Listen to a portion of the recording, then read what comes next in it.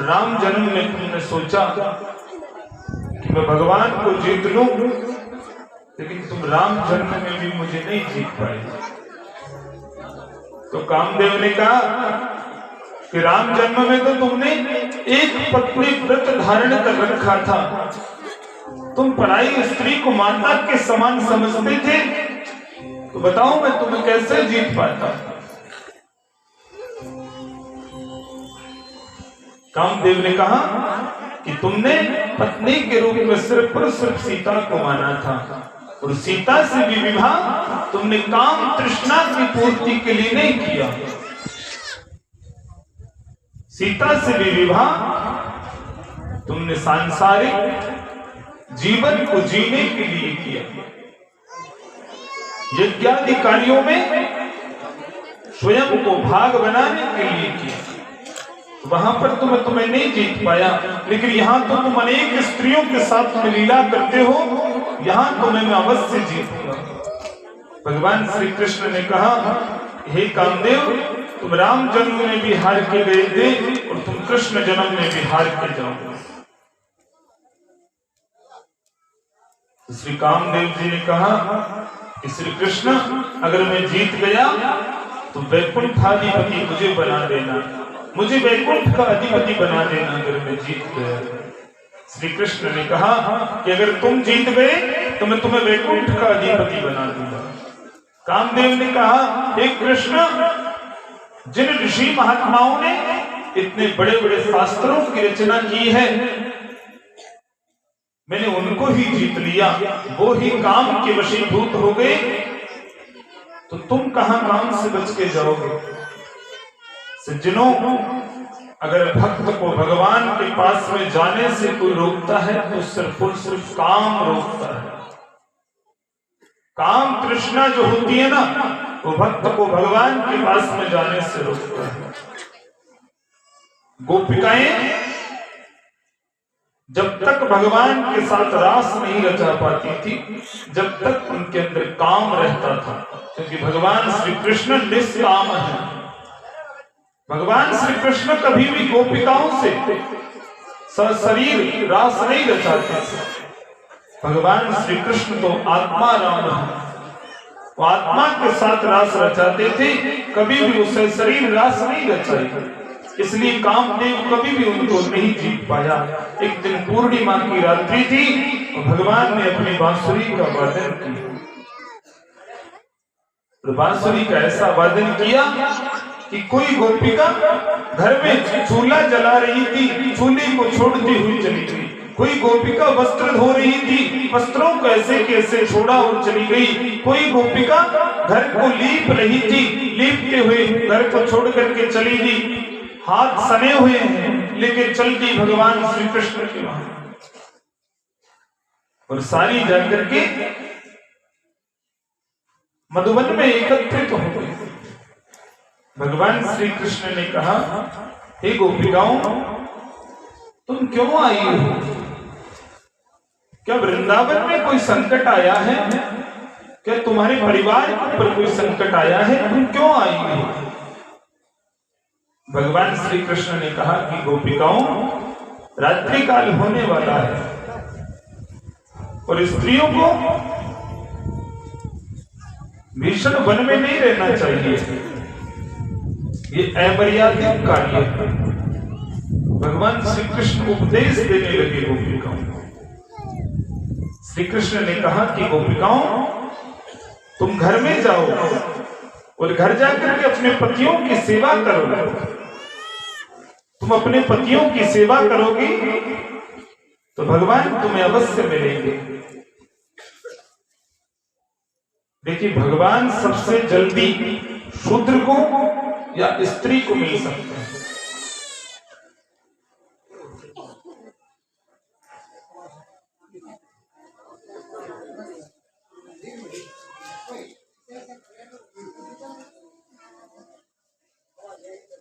शूद्र झाड़ू भारी का जो काम करता है ना, वो अपने कार्य में लगा रहे और भगवान का भजन करे तो निश्चित ही उसे भगवान शीघ्र मिलते हैं।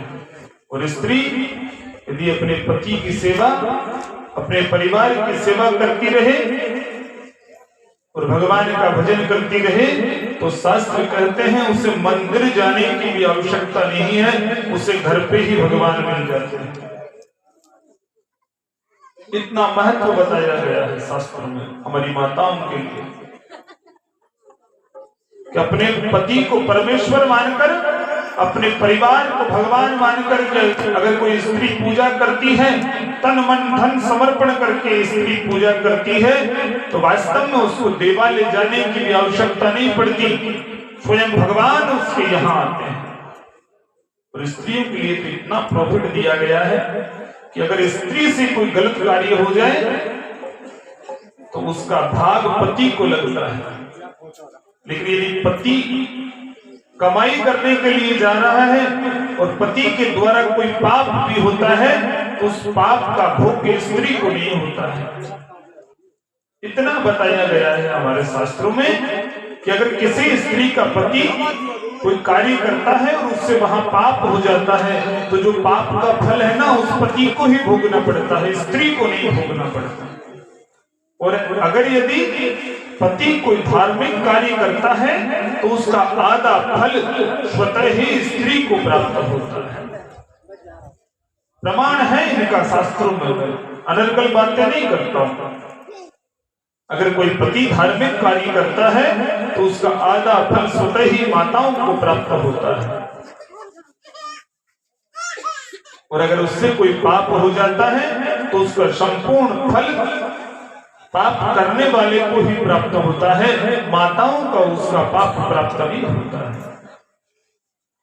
तो माताएं तो चाहें तो अपने पति को परमेश्वर मानकर, अपने परिवार को भगवान का स्वरूप मानकर के भगवान को प्राप्त कर सकती हैं। श्री कृष्ण ने कहा, हे गोपिकाओं तुम लौट जाओ। अब उनमें से गोपिकाएं कहने लगी कि देख कितना ज्ञानी हो गया, कल तक तो माखन चोरी करता था और आज हमें उपदेश देने लग गया। देखो इस पंडित को देखो। विशाखा नाम की गोपिका ने कहा कि हे कृष्ण तुम इतने निष्ठुर हो गए। ललिता ने कहा, अरे अब तो ये बड़ा पंडित हो गया, हम लोग इसकी बांसुरी के पीछे दीवाने क्या हो गए, ये तो खुद को बहुत ज्यादा होशियार समझने लग गया। लेकिन सभी गोपिकाओं ने कहा कि कृष्ण तुम चाहे कुछ भी कर लो, लेकिन हम यहां से एक पैर भी पीछे नहीं हटाएंगे। क्योंकि जो गोपियां थी वो ऋषियों का अवतार थी, महात्माओं का अवतार थी, परम ज्ञानी थी। भगवान को कहने लगी कि कृष्ण हमारी बात सुनो, ये सृष्टि तुमने बनाई है और हम पूर्व जन्म में ऋषि महात्मा थे, और भगवान से मिलने के लिए ना किसी पति की परमिशन चाहिए, ना किसी संबंधी की परमिशन चाहिए। हम स्वयं नारायण से मिलने के लिए यहाँ आए। और आज प्रथम बार भगवान वाक चातुर्य में यानी बोलने में किसी से हारे हैं। भगवान गोपिकाओं से हारे गए। भगवान ने कहा ठीक है, मैं तुम्हारी इच्छा की पूर्ति करवाता हूं। इतनी धन्य थी हमारी गोपिका। भगवान आत्मा में रमण करते हैं। भगवान श्रीमद् भागवत के दशम स्कंद के 30वें 31वें यानी 5 अध्यायों को रास पंचाध्यायी कहा जाता है। तो जो रास पंचाध्यायी का पाठ करता है वो वास्तव में भगवान के लोक को प्राप्त करता है। गोपिका ने कहा कि तुम चाहे कुछ भी कर लो, लेकिन हम नहीं जाएंगे। शरद की रात्रि थी, भगवान पिता रात्रि शरदोत्फुल्ल मल्लिका। शरद की रात्रि थी और भगवान राधा रमण लाल गोपिकाओं के साथ रास रचाने लगे। दिव्य श्रीमद् भागवत के अंदर 5 अध्यायों के अंदर रास पंचाध्यायी का पाठ किया गया है। और मैं ये चाहता हूं कि आप यहाँ नित्य प्रति भगवान की कथा सुनने के लिए आते हैं, और अगर रास पंचाध्यायी का आपने एक अक्षर भी पठन कर लिया तो तो आपको 5 अध्यायों का पाठ करने का फल मिलेगा। तो मैं बोलूंगा, आप उसको दोहराने की कोशिश करते। जयति तेधिकं जन्मना प्रज, जयति तेधिकं जन्मना प्रज, दैत्वदृश्यतां दीक्षुता त्वयि धृता सवस्त्वां विचिन्वते सरदुदासये साधुजातस सरसिजोधर श्रीमुसादृशा सुरतनाथ ते सुल्कदासिका भरने नतो नेह किं वद। देखिए, ये प्रथम श्लोक है, तो एक बार ज्यादा भी नहीं, तो जयति तेधिकं बोल लो। जयति तेधिकं, जो जयति तेधिकं बोलता है, मानो उसको रास पंचाध्यायी का पाठ करने का फल मिलता है।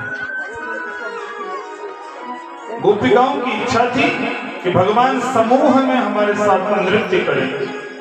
बीच में भगवान खड़े हो गए और चारों ओर गोपिकाओं ने झुंड लगा लिया और भव्य दिव्य नृत्य करने लगे। उसके बाद गोपिकाओं की इच्छा हुई कि हम 5-5 के समूह में भगवान आए। तो भगवान ने 5-5 के समूह में एक ही कृष्ण बन करके गोपिकाओं के साथ नृत्य किया। और जैसे ही 5-5 के समूह में नृत्य कर रहे थे, एक